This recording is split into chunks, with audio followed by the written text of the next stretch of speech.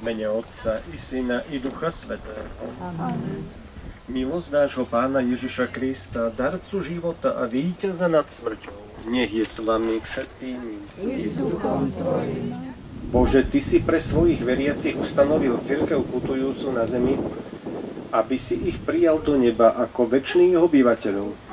Zhliadni na túto svoju rodinu, zhromaždenú na tomto posvätnom mieste a vypočuj naše prosby za našich bratov a sestry, Otče náš, ktorý si na nebesiach, posväť sa meno Tvoje, príď kráľovstvo Tvoje, buď vôľa Tvoja, ako v nebi, tak i na zemi. Chlieb náš každodenný daj nám dnes a odpusť nám naše viny, ako i my odpúšťame svojim vinníkom. A neuveď nás do pokušenia, ale zbav nás zlého. Amen.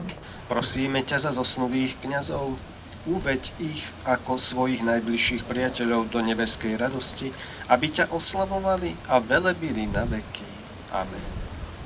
Večný Otče, obetujem ti telo a krv, dušu i božstvo tvojho najmilšieho Syna a nášho Pána Ježiša Krista, na odčinenie našich hriechov i hriechov celého sveta. Pre jeho bolestného mučenie maj milosrdenstvo s nami i s celým svetom. Ďakujeme Ti za Tvoju nekonečnú dobrotu, za to, že do domu Otca si šiel cez kríž, opustenosť a bolestnú smrť, aby si nás potom sprevádzal v utrpení a bolestných skúškach, pri nesení nášho kríža a každodennom umieraní. Predvečer, keď si spomíname na našich zosnulých, myslíme aj na našu smrť. A už dnes slovami svätej Faustiny prosíme o milosť, aby bola šťastná a pokojná. Ó milosrdný Ježišu rozpätý na kríži, spomeň si na našu hodinu smrti.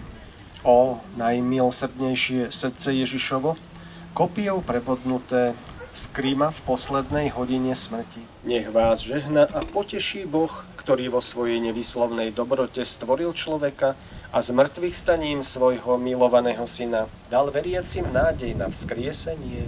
Amen. Nech nám žijúcim tu na zemi odpustí hriechy a všetkých zosnulých nech príjme do vlasti svetla a pokoja. Amen.